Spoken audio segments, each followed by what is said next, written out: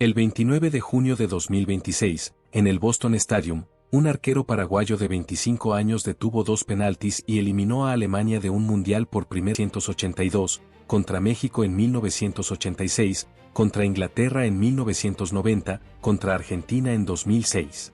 44 años sin perder una sola definición desde los 12 pasos en una Copa del Mundo. Un récord que parecía tallado en piedra. Orlando Gil lo rompió. Ese mismo hombre, el que detuvo los penaltis de la Mannschaft, había vendido su camiseta de la selección sub-20, sus botines, sus guantes y toda su ropa deportiva para pagar los gastos médicos de su hijo recién nacido, que luchaba por su vida en cuidados intensivos. Hasta antes de 2025, nadie en la selección mayor de Paraguay siquiera sabía su nombre. ¿Cómo pasa eso? La historia de Orlando Gil no es la historia de un talento que el mundo ignoró. Es algo más específico y más poderoso. Es la historia de un hombre que el fútbol no vio venir porque el fútbol nunca mira hacia donde mira Orlando Gil. El fútbol mira a las academias de los grandes clubes. Mira a los agentes con oficinas en Madrid y en Manchester. Mira a los estadios llenos y a los contratos millonarios. No mira a un arquero en la segunda división del Paraguay que vende su ropa por internet para que su bebé no muera. Y sin embargo, ese arquero, sin academia de élite, sin empresario, sin red de apoyo, terminó destruyendo uno de los registros más longevos del fútbol mundial, frente a la selección que inventó la cultura de los penaltis en los mundiales. Quédate, porque esta historia no habla solo de fútbol. Habla de lo que pasa cuando alguien que no tenía nada decide que eso no es suficiente razón para rendirse. Orlando Gil nació el 11 de junio de 2000 en la ciudad de San Lorenzo, del departamento paraguayo de Central. Una ciudad de provincia, no la capital, no Asunción. El tipo de lugar desde donde los jugadores de fútbol no suelen llegar a ninguna parte, o si llegan, tardan mucho más de lo esperado. Hay algo que sus compañeros siempre cuentan cuando hablan de él. Gil empezó jugando como mediocampista. Era muy bueno en ese puesto. Pero a medida que fue creciendo en edad y en altura, llegaría al 1,98 m, sus entrenadores lo movieron al arco. No fue su primera elección. Fue la elección que le hizo el cuerpo. Jugó en las categorías juveniles de 2 clubes paraguayos, el Club 13 de Junio y el CS San Lorenzo. En 2019 fue convocado para la selección sub-20 de Paraguay, que disputó el campeonato sudamericano de esa categoría. Esa camisa, la de la sub-20, su primer llamado a una selección nacional, iba a aparecer de nuevo en su historia 3 años después, pero de una manera que nadie podría haber imaginado. Hizo su debut en Primera División con el San Lorenzo de Paraguay en septiembre de 2020. Tenía 20 años.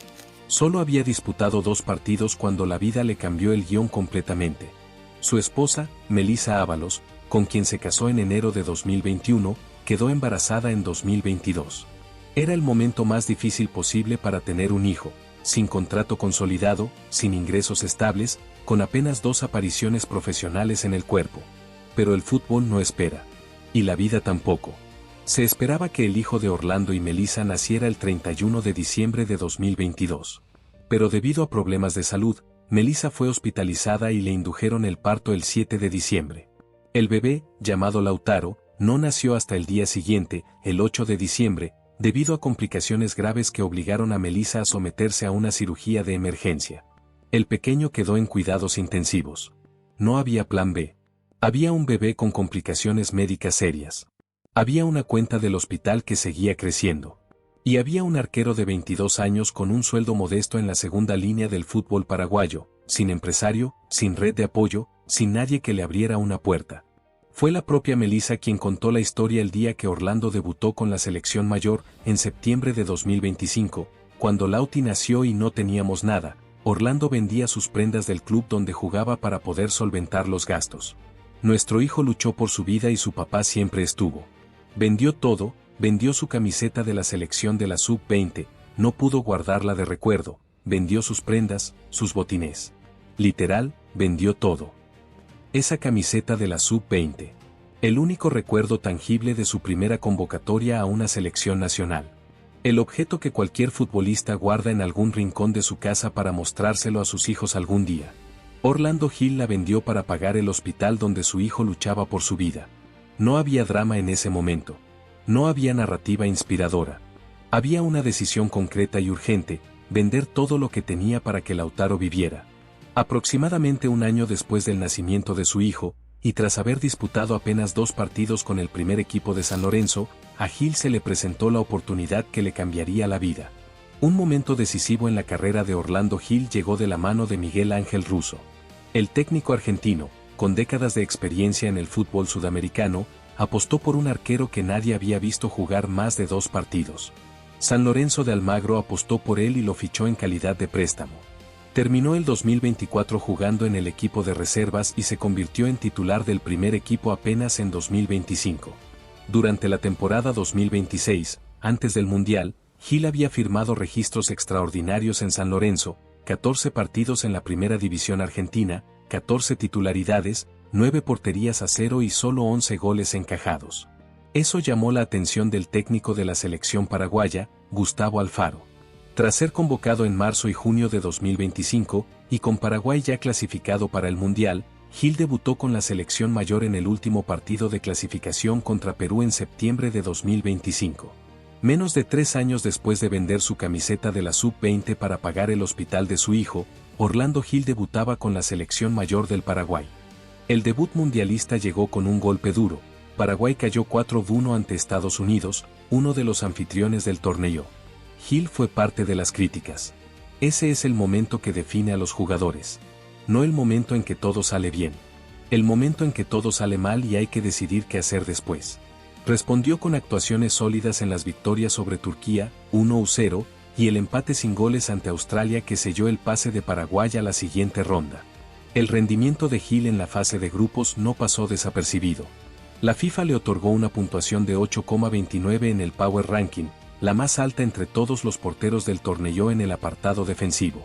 Sus estadísticas incluían 17 paradas, el segundo mejor registro del Mundial tras la fase de grupos, 87 intervenciones dentro del área y 77 acciones defensivas fuera de ella. El arquero que muchos habían catalogado como tercer goleiro del torneo era, según la FIFA, el mejor portero de la fase de grupos. Y entonces llegó el 29 de junio. Boston, Alemania. El partido fue de inicio a fin un ejercicio de tensión. Julio Enciso adelantó a Paraguay antes del descanso. Calla Ver empató para Alemania en el complemento. En la prórroga, el VAR anuló un gol agónico de Jonathan Tah.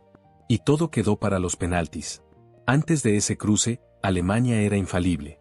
Había errado apenas un penal de los primeros 18 ejecutados en la historia de los mundiales, repartidos en 4 tandas entre 1982 y 2006. Francia en 1982. México en 1986. Inglaterra en 1990. Argentina en 2006. 4 veces. 4 victorias. 44 años de invicto.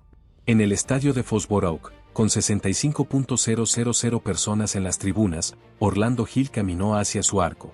Detuvo 2 penaltis. Jonathan Tah falló otro para Alemania. Paraguay ganó la definición.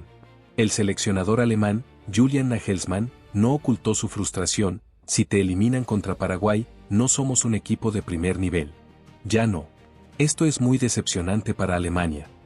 Gil dedicó el premio al mejor jugador del partido, otorgado por la FIFA, a su familia y a su sobrino Alexander, quien se encontraba hospitalizado en ese momento en Paraguay. Esta clasificación es para un sobrino mío que la está pasando muy mal, internado. Esperemos que se mejore pronto. Yo prometí que si salía figura, esta clasificación iba a ser para él. El hombre que 4 años antes lloraba en un hospital con su hijo en cuidados intensivos estaba ahora llorando de nuevo, pero esta vez con el premio al mejor jugador de un partido de octavos de final de un mundial en las manos. Hay una pregunta que esta historia plantea y que el fútbol raramente se hace a sí mismo. ¿Cuántos Orlando Gil hay en el mundo que nunca llegaron? ¿Cuántos arqueros en la segunda división del Paraguay, en la tercera división de Bolivia, en el fútbol amateur de Colombia o Ecuador, tuvieron un bebé enfermo, vendieron su camiseta, y no encontraron a ningún Miguel Ángel Russo que les abriera una puerta en Argentina? ¿Cuántos talentos reales desaparecieron no porque no fueran suficientemente buenos sino porque el momento equivocado los encontró en el lugar equivocado sin la red de contención correcta? Orlando Gil tuvo el talento. Pero también tuvo suerte, la suerte de que alguien lo vio cuando necesitaba ser visto. La suerte de que su esposa Melissa habló el día correcto en las redes correctas. La suerte de que Gustavo Alfaro miraba el fútbol argentino en el momento en que Gil estaba siendo Gil. Eso no hace su historia menos admirable. La hace más honesta. Lo que sí es indiscutible es lo que hizo cuando tuvo su oportunidad. No guardó energía. No calculó el riesgo. Salió al campo, leyó los penaltis de la Mannschaft, la selección que había convertido las tandas en un arte casi científico, y detuvo 44 años de un récord construido con disciplina, con preparación, con la mentalidad específica que hace a Alemania en los momentos decisivos. Un arquero paraguayo de 25 años que 2 años antes vendía guantes por internet los borró en una noche. El fútbol latinoamericano produce esto. Produce hombres que llegan desde el lugar más improbable, en el momento más inesperado, y hacen algo que nadie había hecho en 4 décadas. La pregunta que te dejo para los comentarios es esta: ¿crees que Orlando Gil llega a este mundial si su hijo no hubiera nacido prematuro? ¿Fue la crisis lo que lo formó, o él habría llegado igual y la historia del hijo es solo eso, una historia que se añade al final, cuando el mundo ya quiere escuchar? Eso define 2 maneras completamente distintas de ver el fútbol y la vida. Y quiero saber cuál es la tuya. Comparte este video con alguien que necesita escuchar que el fondo del pozo no siempre es el final. A veces es el principio. Hasta la próxima.